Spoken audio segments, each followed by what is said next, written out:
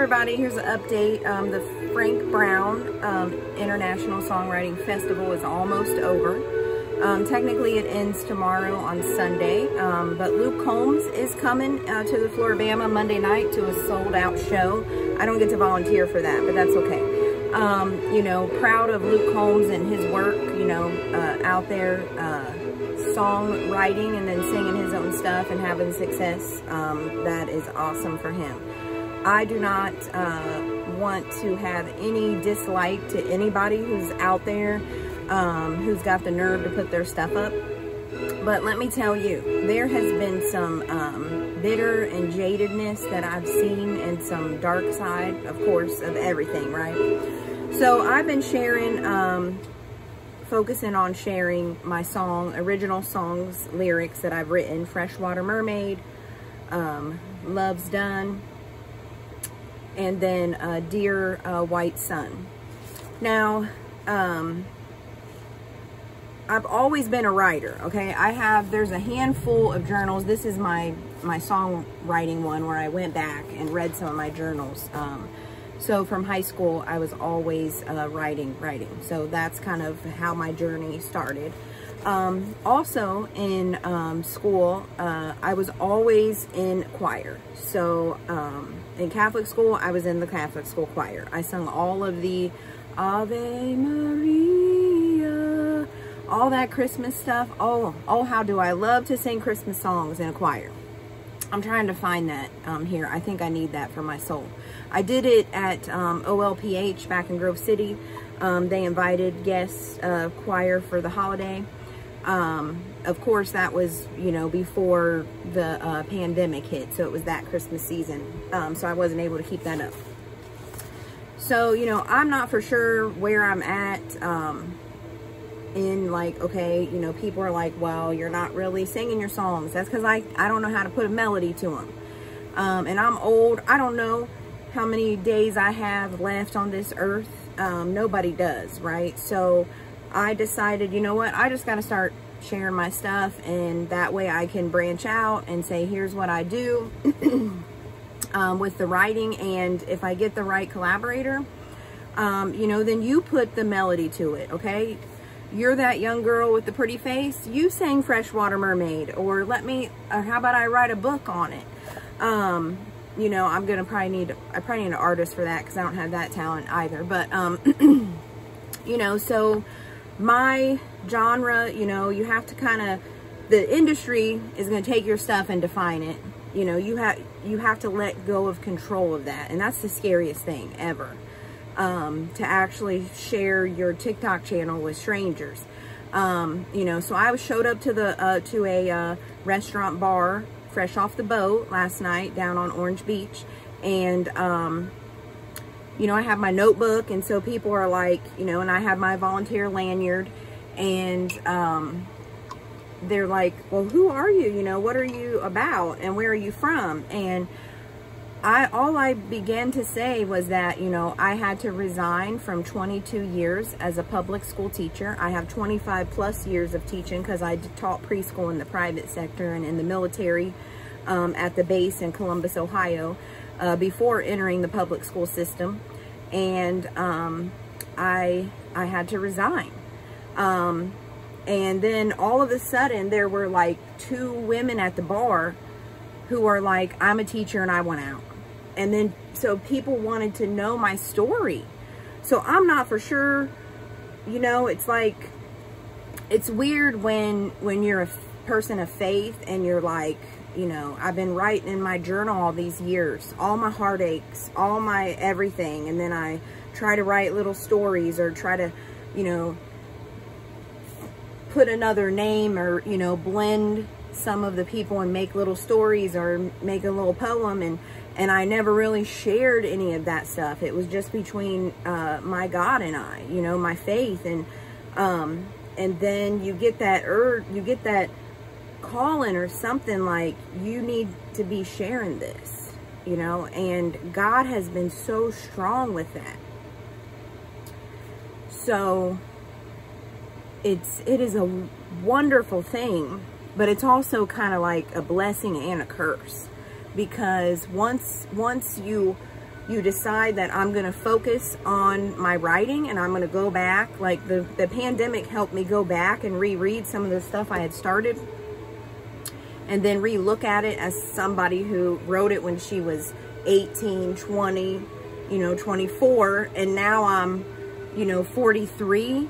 And then it's like, wow. And I'm always one of those people, like, it's hard for me to watch TV or listen to new songs that do really well when I'm like, oh my God, that is just a big pop hit, with some hot looking man, like, who is probably a jerk, right? And I have a song that I'm writing on that called, Are You Just a Pretty Picker or Are You a Picker Prick? Yeah, so nobody steal that one because I'm gonna come after you because I got a poem on that, maybe a comedy skit, I don't really know. So the journey is, you got to be able to be focused and confident in who you are. And you got to be willing to just share moments with people. Like there are 2 teachers I met last night that I'm praying with. I know what they're talking about. Like it seems like nobody is really helping them, nobody is listening.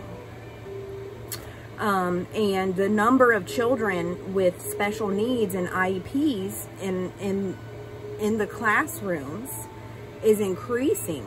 And it's not the teachers, it's not that we don't want to teach them, but you got like parents and the principals, like other people making decisions telling you that what you got to be able to do when you have this child in a group setting, and you're like, look, it's not working, but nobody's coming to help you.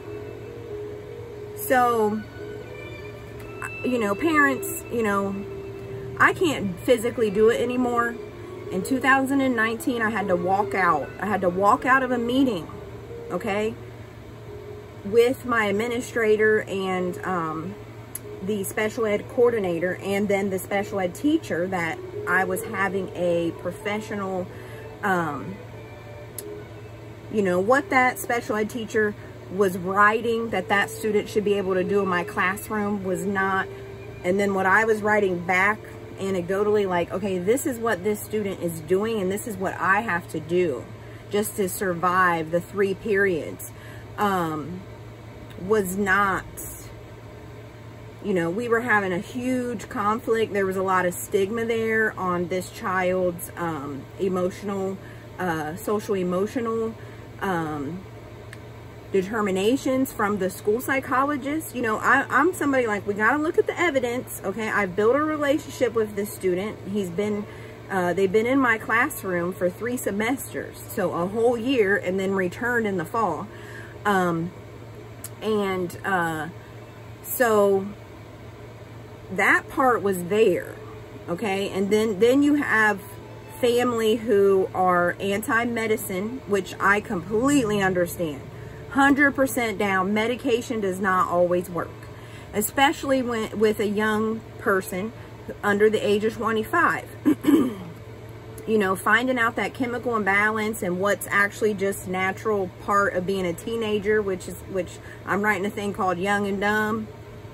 Okay, so we all have young and dumb, right? And young and dumb is typically, in our teen years up until we're 25. And then when we're 25, that prefrontal cortex of our brain should be fully developed.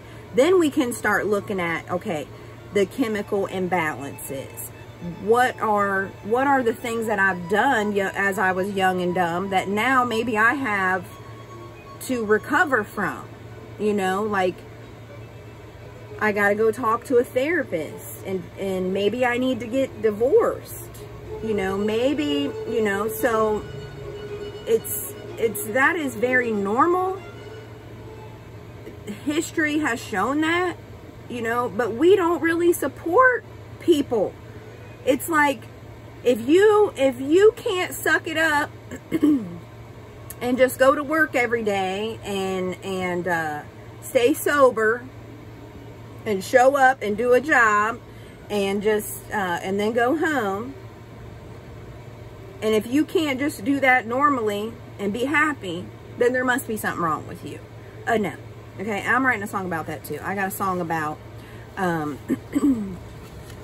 how, you know, the stigmas of my family's ancestors, you carry those forever, and those are brought up. Like when you are facing a depression or mental illness crisis. I mean, I guess, you know, they told me I was having a panic attack when I got up and felt like my heart was about to come out of my chest, and I couldn't hear. There was ringing in my ears and I couldn't hear during that meeting. And I thought I heard my principal say, "Miss McGrath, are you okay?" And I just said, "I have to go."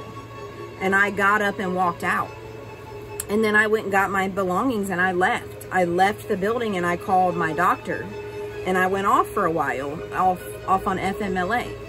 So this happened in January of 2020. So it was building up all of the first semester of 2019 as I was documenting. And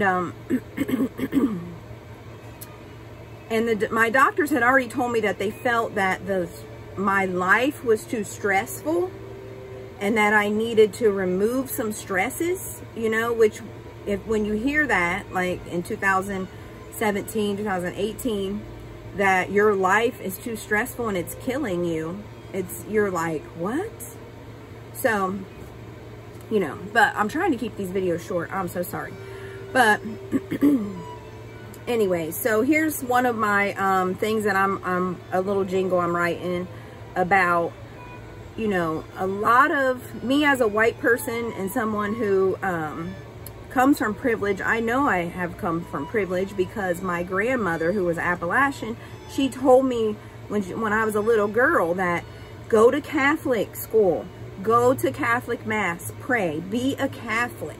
You know, she said, you're gonna make, like, you are special, you're smart, you listen, you want to write, you go to school, you go to the Catholic church, and you're gonna be fine. Like, you're gonna make something of yourself. Don't you let nobody. I mean, that woman, my big grandma Atkins, she built me up so much.